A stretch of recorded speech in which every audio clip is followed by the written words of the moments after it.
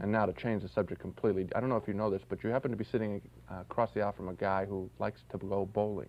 That really is changing the subject, as a matter of fact. Well, the only reason I mention that is to say that as a 165 average bowler, which is nothing special, I was really looking forward to our next film, Dreamer, which turns out to be yet another adaptation of the Rocky story. This time it's a rag-to-riches bowler who wants to become a national champion, both for himself and his old-timer coach. Tim Matheson from the movie Animal House is the bowler. Here he is at his first major tournament.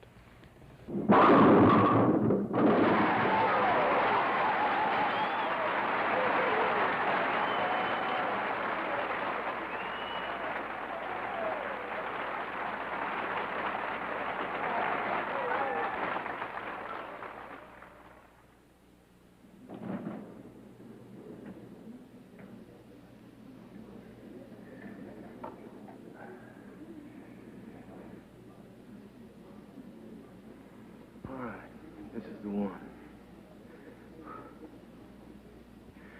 Just keep it slow.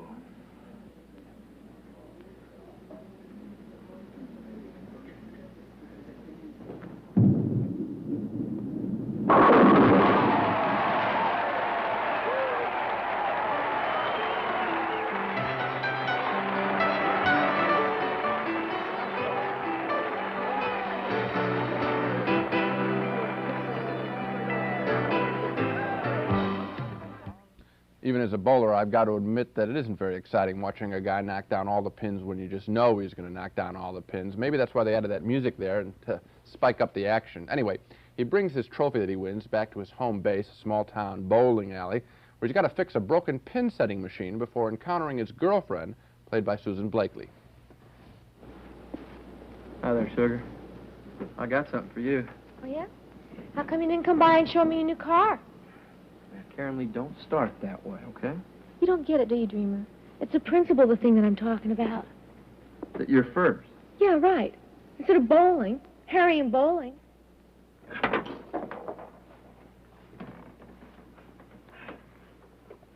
This is for you. Thank you. Well, you did it, huh? Uh-huh. You like that? It's nice. It's real pretty. And so are you. And I missed you. I missed you, too. I love you. How much? What does that mean? It means I want to go with you next time. The time I took you, I bowled 146 and finished out of the money right in the hole. That's right. Oh, we had fun, remember? Oh, you had fun. I didn't like losing. Yeah, neither did Harry, right? What are we arguing about? I'm back. I won, okay? No more arguing? Okay. Please? Okay, no more arguing. I'll just go with you next time, that's all. No, you won't. And if you don't want that, just leave it. Oh, I want it. No, you don't. Yeah, I do. It's mine. You gave it to me. Movie makers really lay it on thick when they give us characters from small towns, you know. Watching Hollywood films, you'd think everyone from the South or a small town had a lobotomy at birth. Anyway, the story gets cornier and cornier, and worse, the twists of the plot are thoroughly predictable, all coming down to, of course, one last game, which is far less interesting than any of the bowling tournaments you see every week on TV.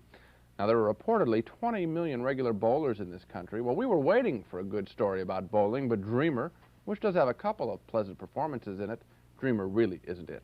Well, I'm not a bowler. I was not waiting for a good story about bowling, and I was certainly not waiting for this story. Yeah. You mentioned Rocky. Rocky was a good movie. It had a lot of cliches that it used very well, with a lot of energy. Yeah, we were seeing them for the first time in a long time. In a long time, yeah. Now we see them on the average of every week. This movie is so predictable. You sit there and you say, now he's going to do this, now that. Here comes the big match. Here's his girlfriend. Here's his coach. Will the coach have a heart attack? Will he win the big match? Will he make up with his girlfriend? It's so predictable, it's depressing. Yeah, and I really thought that as I was watching there, I see these nice, pleasant performers in there, and why are they trapped in this kind of picture? Yeah, it's a pleasant movie. It's not an ordeal to sit through, except for the story, which is absolutely, you know, predictable. Right. And we both say no to The Dreamer, the all-too-familiar saga of a plucky bowler striking his way to the top. And, Gene, that's 5 negative votes for you. That must be some kind of a record. Well, I don't make the movies, I just review them, but, you know, I did like the squeeze toy.